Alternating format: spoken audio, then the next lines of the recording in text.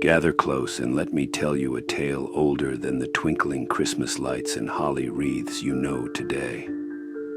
Once, long before stockings hung by the fire, people feared the 12 nights of Christmas. These were not nights of celebration, but of silence, when the world belonged to spirits, shadows, and the restless dead. In the deep woods of medieval Germany, it was said that the 12 nights after Christmas were sacred, but dangerous. The nights were dark and long, and the boundary between the living and the dead was wafer thin. These nights, now called the 12 days of Christmas, were believed to be cursed if disrespected. Church bells would ring at sunset to warn villagers to stay indoors, lest they encounter the haunting spirits of the Yule season. The most terrifying of all these spirits was Frau Perchta, the Christmas witch. In legend, she was a winter goddess before Christianity arrived, but her name and her purpose twisted over time. She was no jolly, gift-giving figure. Frau Perchta had two faces, one beautiful, shining like snow on a sunny morning, and the other horrifying, with sunken eyes and a mouth full of sharp, jagged teeth. She roamed the villages during the 12 nights, entering homes in the dead of night.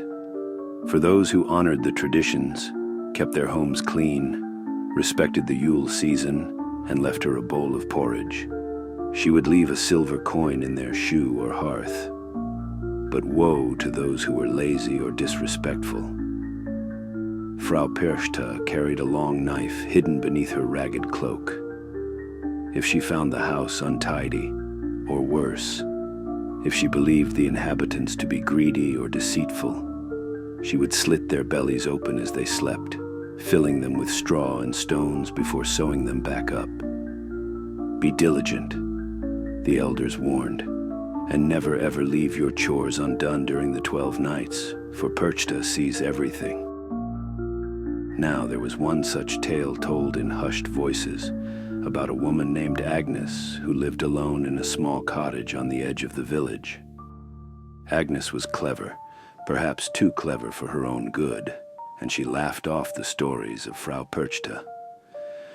Ghosts and witches, she scoffed, as she spun wool by her fire on the first night of the 12. These are stories to frighten children. But that was her first mistake. Spinning on the 12 nights was forbidden, you see.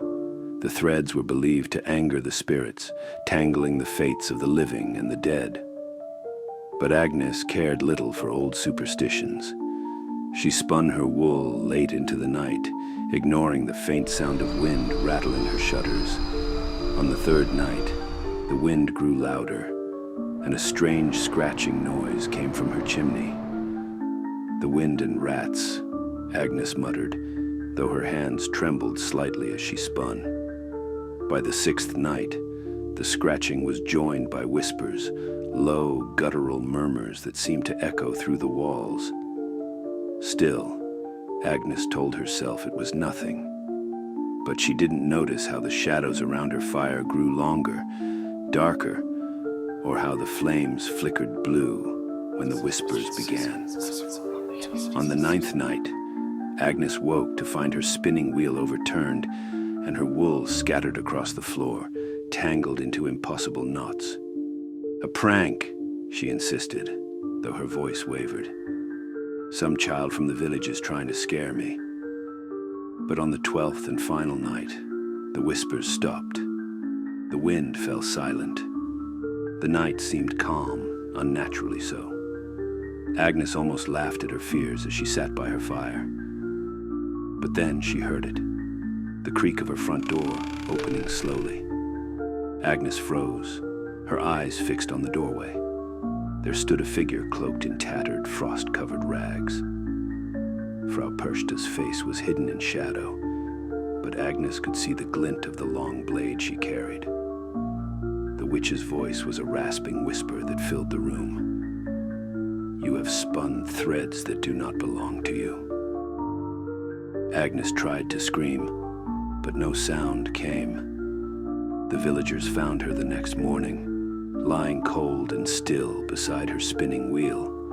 Her cottage was spotless, but her belly was stitched shut with a coarse black thread, and her spinning wheel sat beside her, untouched, but slick with frost. To this day, in small villages tucked deep in the Bavarian Alps, the 12 nights are treated with caution. No spinning is done, no dirty dishes are left overnight, and bowls of porridge are left by the door. For even now, Frau Perchta may walk among us, peering through frosty windows, searching for the lazy and the proud. So, as you hang your stockings and tidy your hearth this Christmas, remember, the holidays once carried more than just joy. They carried warnings, and some, like Frau Perchta, still linger.